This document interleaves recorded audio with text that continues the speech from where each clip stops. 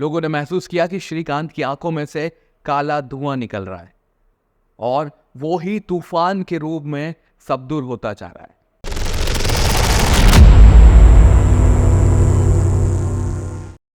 दोस्तों, कभी कभी कहीं पर हमें कोई ऐसी चीज मिल जाती है जो हमारी जिंदगी को पूरी तरीके से बदल करके रख देती है। आज की कहानी कुछ ऐसी ही है। एक लड़का जिसका नाम है श्रीकांत।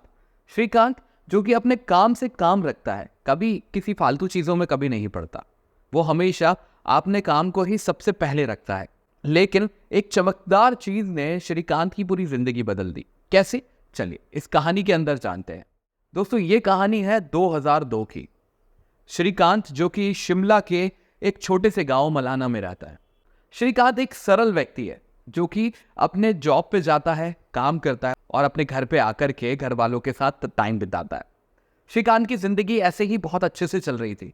लेकिन होता है ना कि हर एक इंसान के अंदर एक चाह होती है कि मैं भी कुछ बड़ा करूं, मैं भी कुछ यूनिक करूं। लेकिन कई बार उस यूनिक के चक्कर में हम किसी दूसरे रास्ते पे चले आते हैं। लेकिन श्रीकांत अपने काम से ही काम रखता था। शाम को घर आकर के अपने घर वालों के साथ टाइम बिताता था। अभी तक इसकी शादी नहीं हुई थी क्योंकि ये महज 25 साल का लड़का था और ये शाम को अपने घर वालों के साथ वक्त बिताता था। लेकिन इसका जो घर था उसी के बगल में एक और घर था, यानी कि एक प्रांगण के अंदर 2 घर थे जिसमें ये रहता था थोड़ा दूसरे घर के अंदर। श्रीकांत रोज अपने काम पे जाता और काम से वापस लौट करके अपने घर आता और घर वालों के साथ बहुत अच्छे से अपना टाइम बिताता। लेकिन एक दिन श्रीकांत को एक चमकदार चीज मिलती है। मिट्टी और धूल के अंदर दबी हुई है, लेकिन उसकी जो चमक है मानो जैसे वो खुद अपने पास उसे बुला रही हो। श्रीकांत वहां जाता है, उस धूल को हटाता है और मिट्टी में जब वो देखता है तो एक काला पत्थर जो कि बहुत ही शाइन कर रहा है, ऐसा आकर्षण जो हर किसी को अपनी तरफ खींच ले। श्रीकांत उस पत्थर को अच्छे से निहारता है और उसे याद आता है कि मुझे अपनी जॉब पे भी जाना है। तो जल्दी से उस पत्थर को लेकर के अपनी जेब में रख करके वो अपनी जॉब पे चले जाता है। फिर जॉब के बाद शाम को वो अपने घर आता है और इस पत्थर के बारे में किसी को नहीं बताता, जाके अपने कमरे में एक अच्छी सी जगह रख देता है। ऐसे ही कुछ दिन बीत जाते हैं। लेकिन कुछ दिनों बाद श्रीकांत को कुछ अजीब सी चीजें नजर आती, कुछ अजीब सी हरकतें महसूस होती है। जैसे रात को परछाई अपने आप हिलने लगती है। जैसे आप नॉर्मली कहीं बैठे हुए हो और आपकी परछाई आपको नजर आ रही है और वो परछाई ऐसे ऐसे अपने आप हिलने लग जाए, वो वेव करने लग जाए, हाय करने लग जाए, आपको नमस्कार करने लग जाए। आप एकदम से डरेंगे या नहीं डरेंगे? श्रीकांत को ऐसी कई सारी चीजें महसूस हुई।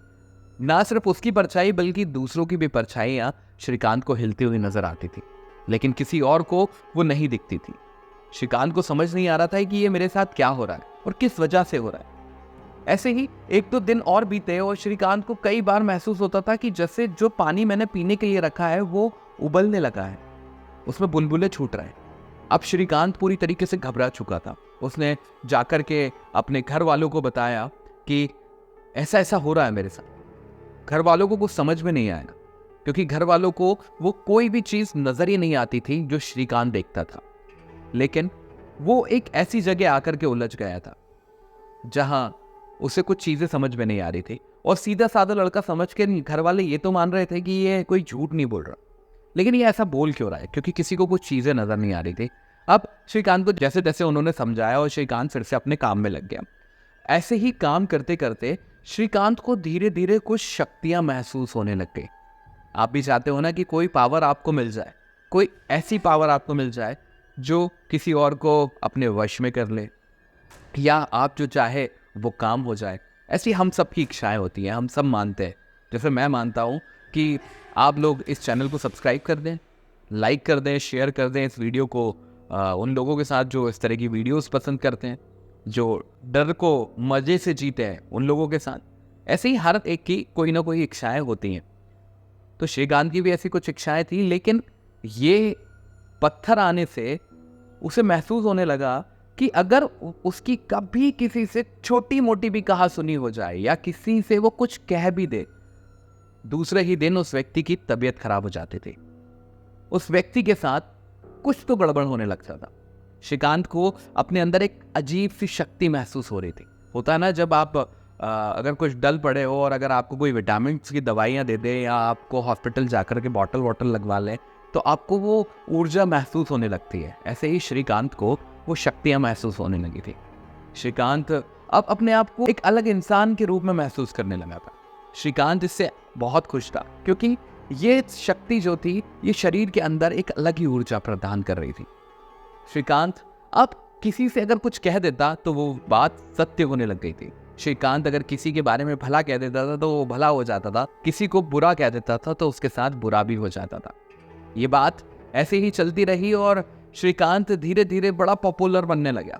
उस एरिया में श्रीकांत को हर एक जानने लगा क्योंकि श्रीकांत दूसरों की समस्याओं को ऐसे चुटकी बजाते से सॉल्व कर देता था। लेकिन ये शक्तियां कब तक टिकने वाली थी ये तो खुद श्रीकांत को भी नहीं पता था। धीरे धीरे धीरे धीरे वक्त बीतता गया और अब श्रीकांत को ये शक्तियां समझ में आने लगी। ये कोई तेजस्वी शक्तियां नहीं थी, ये शक्ति थी काली शक्ति। क्योंकि ये जो पत्थर था ये काला चमकता हुआ पत्थर। अब ये पत्थर कहाँ से आया, कैसे आया, ये तो मुझे नहीं पता, लेकिन इस पत्थर ने श्रीकांत को पूरी तरीके से अपने वश में कर लिया था। अब श्रीकांत इस पत्थर का आदी बन चुका था।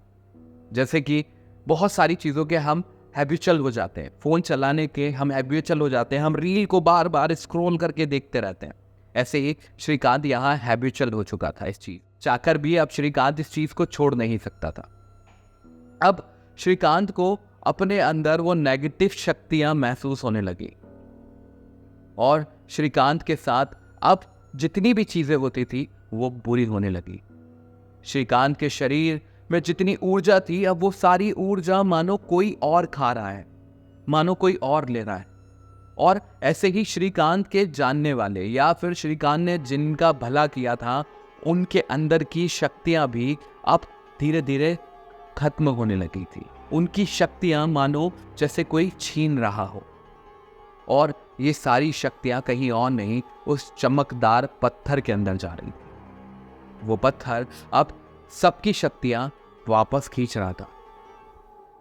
ऐसे ही कई दिन गुजरते गए और श्रीकांत की धीरे धीरे हालत ऐसी हो गई जैसे कोई इंसान के अंदर सिर्फ जान मात्र बची हो। श्रीकांत की आंखें अंदर घुस गईं, उसके हाथ पैर ऐसे सूखे सूखे से हो गए।